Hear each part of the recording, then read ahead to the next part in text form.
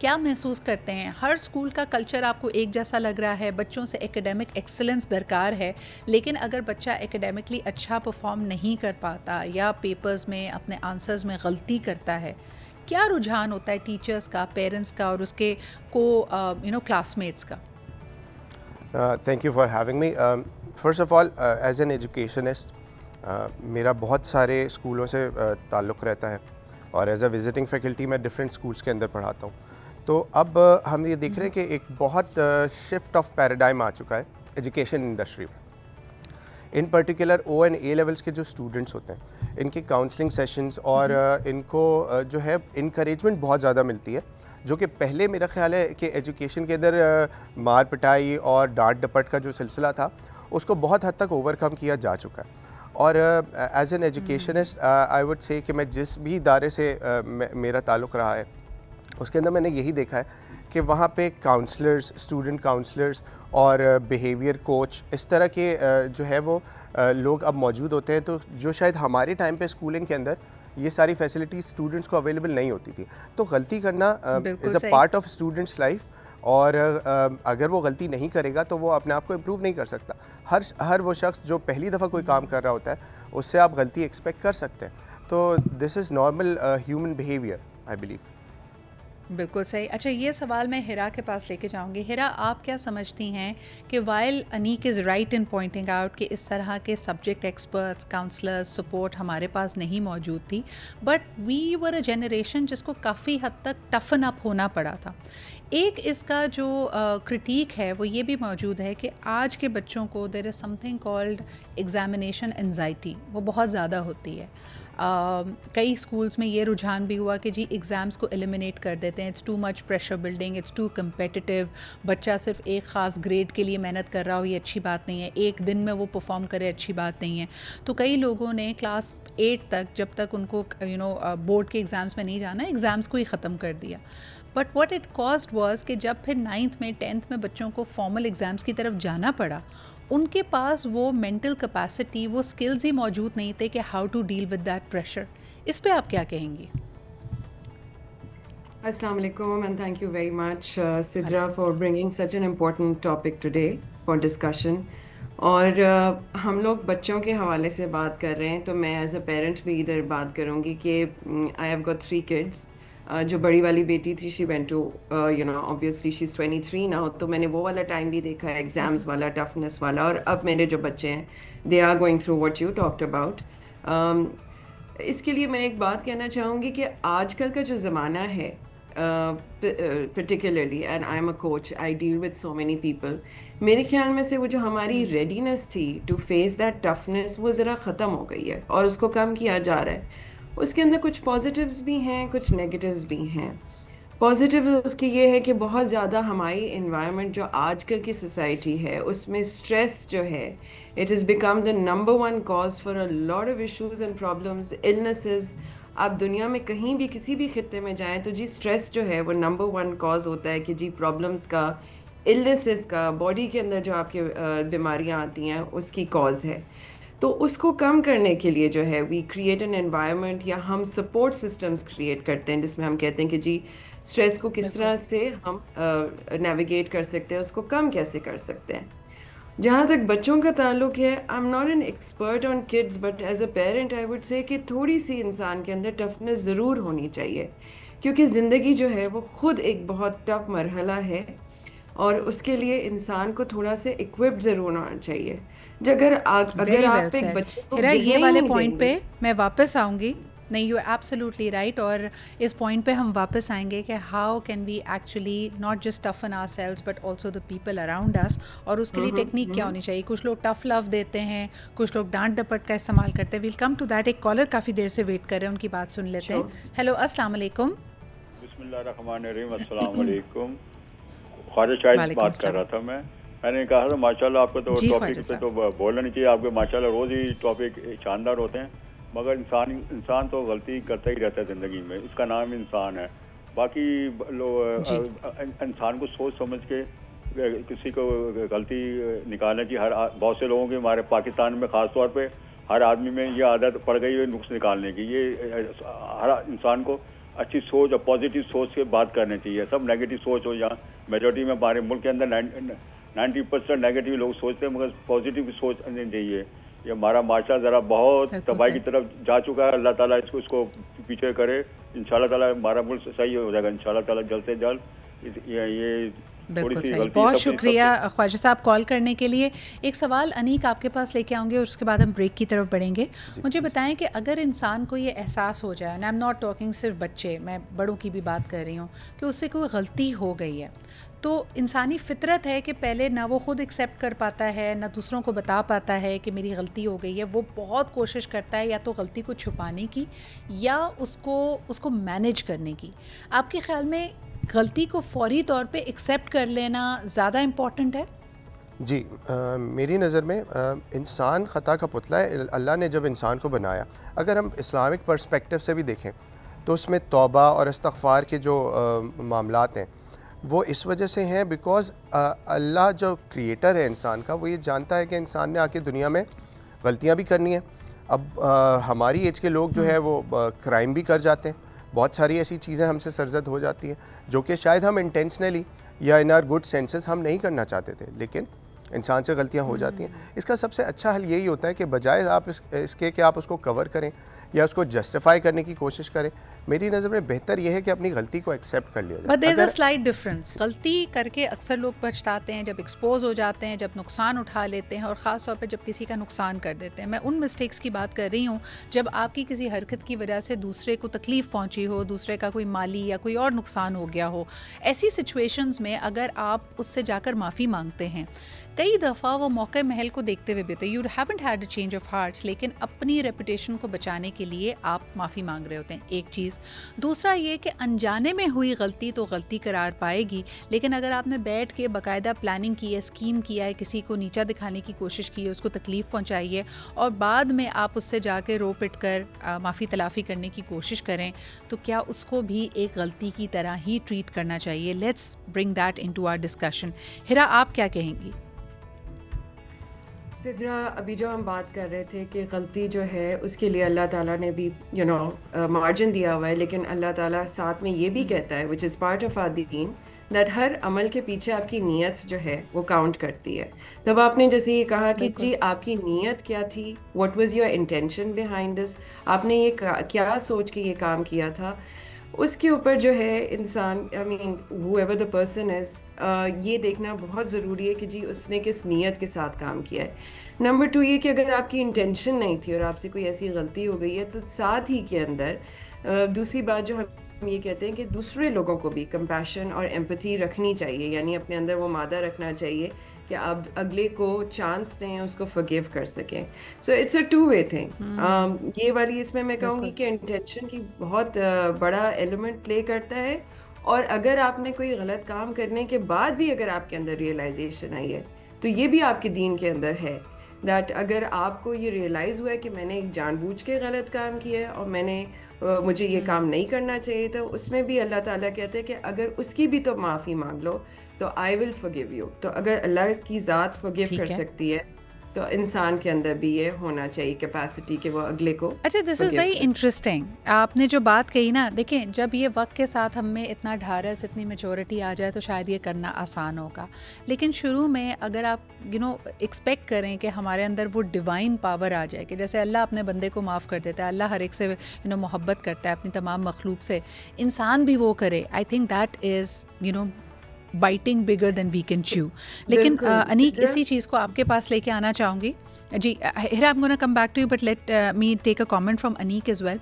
Aneek, intention अगर इंसान की वाकई नुकसान पहुँचाने की हो, लेकिन मिसकैलकुलेशन हो जाए, आप चाहते थे कि छोटा सा नुकसान हो, एम्बैरसमेंट हो, थोड़ी सी सुबकी हो, लेकिन यहाँ मामला एस्केलेट हो गया। मिसाल के तौर पे काम पे आपने किसी की चुगली की और आपने कहा यार इसका प्रमोशन रुक जाएगा या बॉस मुझे इससे ज़्यादा बेहतर समझेगा, लेकिन पता चला उसको फायर ही कर दिया गया है और उसके बेचारे के घर में खाने पीने के लाले पड़ गए हैं, आपने उसकी नौकरी छुड़वा दी है।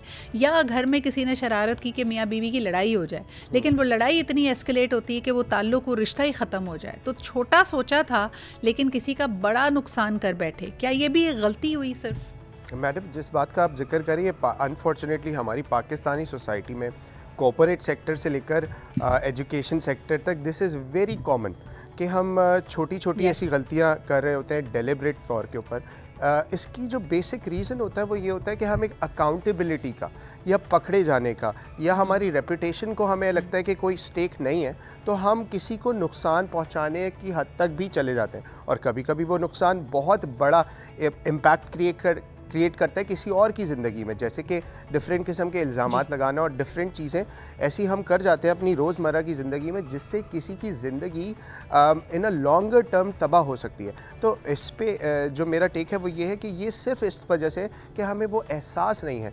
जिस शख्स को पकड़े जाने का या अकाउंटेबिलिटी का एहसास होता है, या उसको इस बात का एहसास होता है कि मैं जो साजिश कर रहा हूँ या मैं जो प्लॉट कर रहा हूँ किसी के अगेंस्ट, अगर ये कल को एक्सपोज हो गया तो मेरी अपनी रेप्यूटेशन एट स्टेक होगी।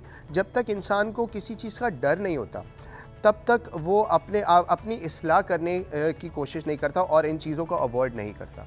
तो मेरा ख्याल है ये वाला फैक्टर, लॉलेसनेस हमारी कंट्री के अंदर बहुत ज़्यादा है, तो ये एक अपॉर्चुनिटी देती है ऐसे जैसे नॉर्मली कार्मा की हम बात करते हैं, मकाफात अमल की बात करते हैं, लोग उससे डरते नहीं हैं, लोग कहते हैं अच्छा दी देखी जाएगी। लेकिन यूर एब्सोल्युटली राइट कि जब वो पलट कर आपके पास आती हैं चीज़ें तो मुश्किल हो जाती हैं।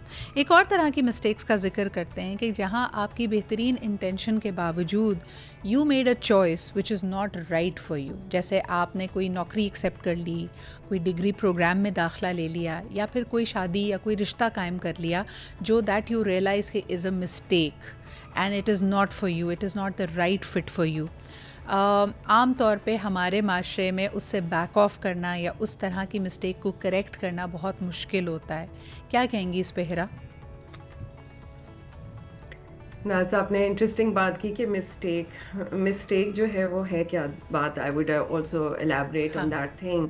अगर आपको लगता है कि आपने कोई ऐसा काम किया है जो सूटेबल नहीं है, वो शायद उस वक्त भी आपको लग रहा होगा कि ना सूटेबल हो, लेकिन बाज़ दफ़ा लॉन्ग टर्म हमें अंदाज़ा नहीं होता। अब क्वेश्चन ये कि जी उसके अंदर how do we pass that stage, हम उस वक्त को कैसे गुजारें। तो अब आपकी यहाँ पे अपनी पर्सनल वैल्यूज़ भी बहुत काउंट होती हैं इंसान की, that how are you managing this time. क्योंकि आपने भी एक ट्रस्ट, एक अकाउंटेबिलिटी की बात जो अभी हमने की थोड़ी देर के पहले, कि इंसान का एक अपना ज़मीर होता है, आपकी अपनी वैल्यूज़ होती हैं। How do you shine through, क्योंकि सिर्फ एक शख्स की ज़िंदगी का सवाल तो नहीं है ना, बहुत सारे लोग उस चीज़ों से, उन रिश्तों से, उन सिचुएशन से बंधे हुए होते हैं। तो यहाँ पे आपकी अपनी जो है वो आपने सोच लेकर आनी होती है थोड़ी सी मैच्योरिटी के साथ कि जी मैंने इस वक्त को कैसे हैंडल करना है, इस रिश्ते को कैसे निभाना है, क्योंकि आगे इन सब चीज़ों का इम्पैक्ट बहुत लॉन्ग टर्म होता है। फ़र्ज़ करें जैसे अगर रिश्ता है और अगर आपको लग रहा है कि एक शादी है जो म्यूचुअली आपने इसमें आप बंधन में आ गए और नहीं आपका वो गुजारा हो रहा है, या तो आप एक डिसीजन ले लें जो म्यूचुअली रिस्पेक्टफुली उसको आप ले सकते हैं, और या ये कि फिर आप उसका देखें कि इम्पैक्ट क्या होगा। कुछ लोगों के बच्चे हो जाते हैं बाज़ दफ़ा और उसके बाद उनको अंदाज़ा नहीं होता कि इस चीज़ का इम्पैक्ट क्या है, इसका लॉन्ग टर्म क्या इफ़ेक्ट हो सकता है।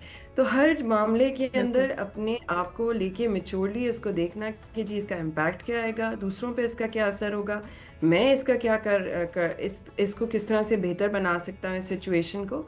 ये वाली चीज़ें बहुत ज़्यादा मैटर करती हैं।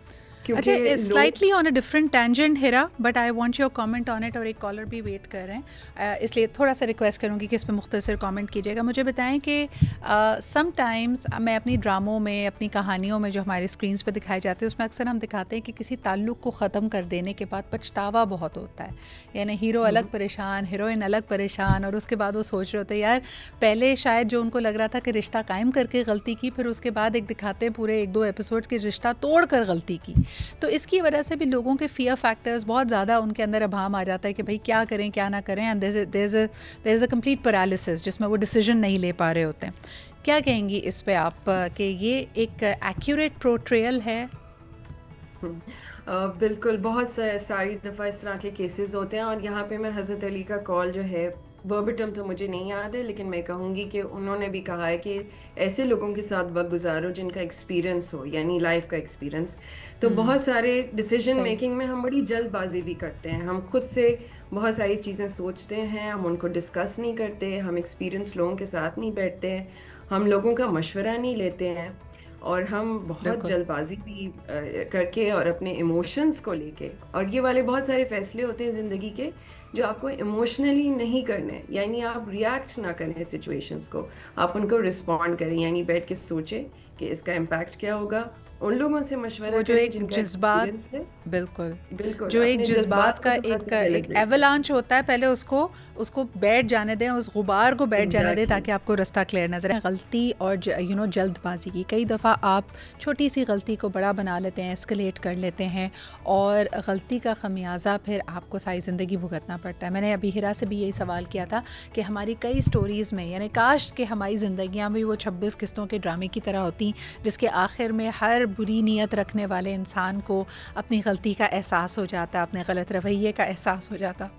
रियल लाइफ में ऐसा नहीं होता। पूरी ज़िंदगी लोग अपनी जो उन्होंने पोजीशन ली होती है, चाहे वो गलत ही क्यों ना हो, उस पे कायम रहते हैं और गलती पे गलती किए चले जाते हैं। They don't learn from their mistakes. एक कॉलर हमारे साथ हैं, आइए उनकी बात सुनते हैं। हेलो, अस्सलाम वालेकुम।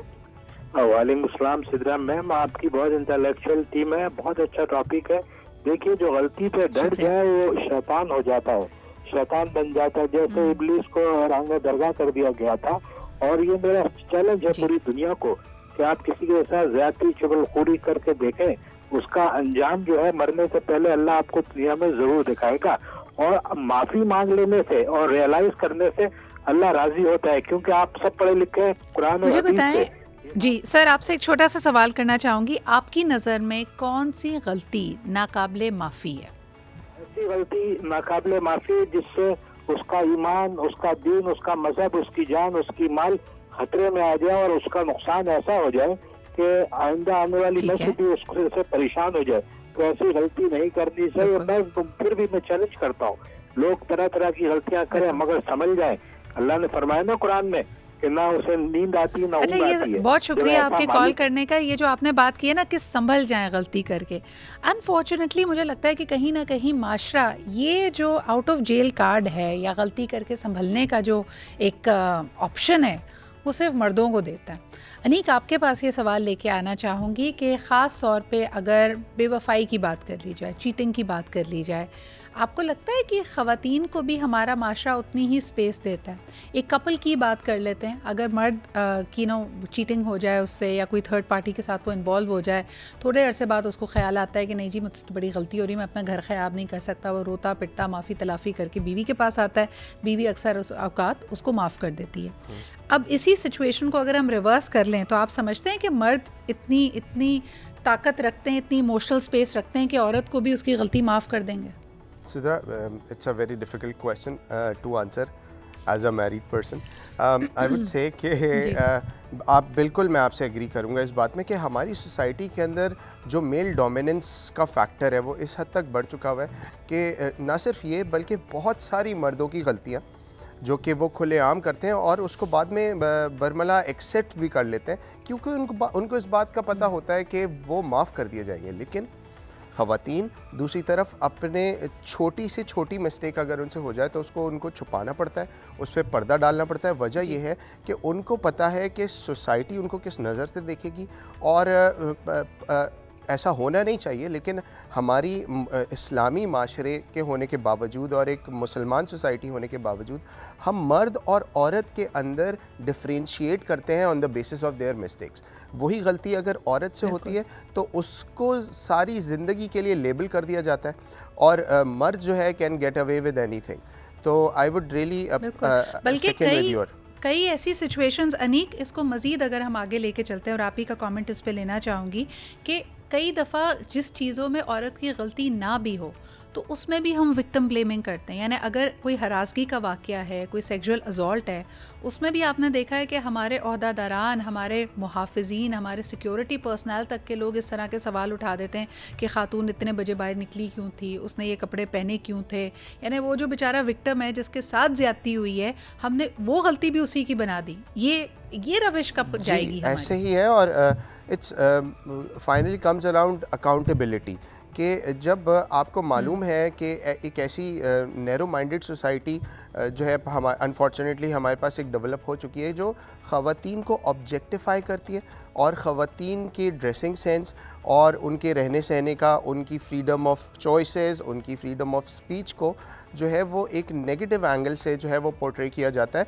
जब ख़वातीन की कोई हरासगी का या इस तरह के मामलात आते हैं। तो उसके अंदर मर्द को हमेशा एज मिलता है। और आप देखेंगे कि अनफॉर्चुनेटली हमारे मुल्क में या हमारे पड़ोसी मुल्क में भी हमेशा 90% ऑफ द टाइम्स मर्द can get away with any crime and women is the one to be blamed. और लोग इसको अनफॉर्चुनेटली इंजॉय भी करते हैं एज अ माशरा। हम लोग ऐसे स्कैंडलस चीज़ों को और इन चीज़ों को हम इंजॉय करने लगे। एक तो ये तो हम हरासगी की वाक़ये की बात करें ना, सिविल लिबर्टीज़ का जहाँ आपने जिक्र किया कि मिसाल के तौर पर पसंद की शादी करना, पसंद का कोई ऑक्यूपेशन अपनाना, पसंद से अपनी मर्ज़ी के मुताबिक आला तालीम हासिल करना, ये तमाम चीज़ों को कई हमारे यहाँ सेगमेंट्स ऑफ सोसाइटी हैं जो एक औरत की गलती मानते हैं और इसको एक गलत अमल मानते हैं। एक कॉलर हमारे साथ हैं, आइए उनकी बात सुन लेते हैं। हेलो, अस्सलाम वालेकुम। अच्छा जी, यही सवाल अगर हिरा आपके पास लेके आऊँ, हम कैसे एक ऐसा माशरा तश्कील दे सकते हैं जो इंसाफ पे मबनी हो, जहाँ पे जेंडर बेसिस पे हम गलती और हमारे रिएक्शन में तफरीक ना करें, गलत को गलत और सही को सही कहने की हम में जुर्रत मौजूद हो। ये सबसे इसका जो बेसिस है वो सबसे पहली बात ये है कि वो कल्चर है। ठीक है, कल्चर कौन बनाता है? इंसान खुद बनाता है, अपने रवैयों से, अपनी हैबिट से, अपनी थिंकिंग से। और अक्सर लोग कल्चर उसको उस तरह से क्रिएट करते हैं जो उनको सूट करता है।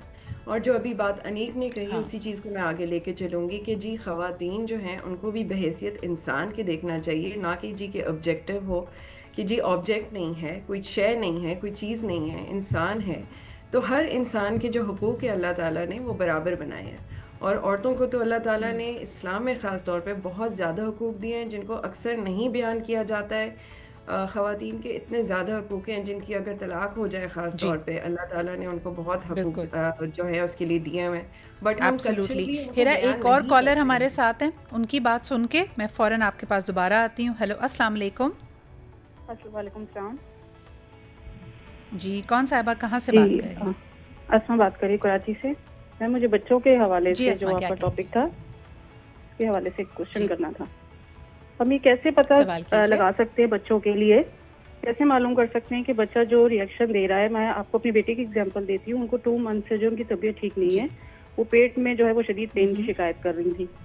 हमने उनको स्पेशलिस्ट को दिखाया, सारे टेस्ट सब कुछ क्लियर है। अब स्पेशलिस्ट ने 2 मंथ्स बाद हमें ये कहा है कि मे बी के बच्ची जो है वो कुछ डिस्टर्ब है किसी बात को लेकर स्कूल में या घर में, जबकि ऐसा कुछ नहीं है। स्कूल में भी माहौल ठीक है, बाद वक़्त बच्चों के झगड़े हो जाते हैं तो हो जाता है झगड़ा, घर में भी कुछ ऐसा इशू नहीं है। और अब जो है वो क्या करती हैं कि वैसे तबीयत उनकी ठीक है, लेकिन वो कितनी देर स्पेशली स्कूल टाइमिंग में वॉशरूम में रहती हैं, बाहर ही नहीं आती और किसी चीज़ में दिलचस्पी नहीं ले रही, ना पढ़ाई में, जबकि अच्छी थी। सही।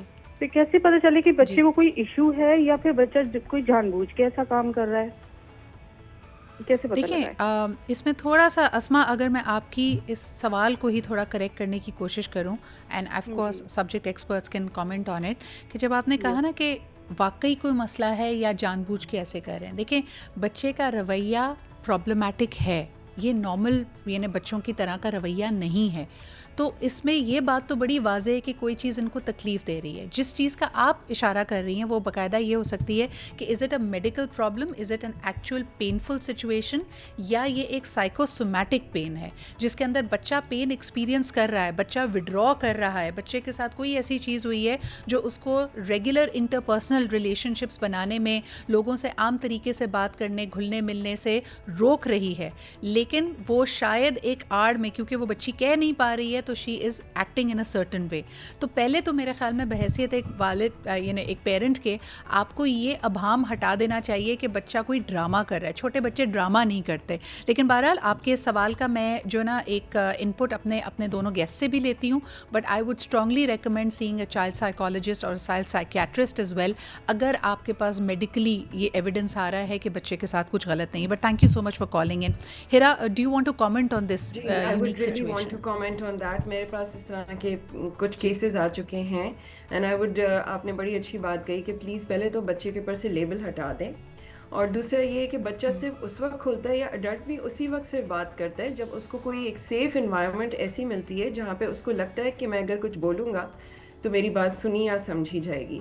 तो बाज़ दफ़ा ये बच्चे जो हैं वो पेरेंट्स से ये वाली बात नहीं कर पाते हैं, डरते हैं, खौफ खाते हैं, या उनको लगता है कि हमारे माँ बाप को ये बात हमारी समझ में नहीं आएगी।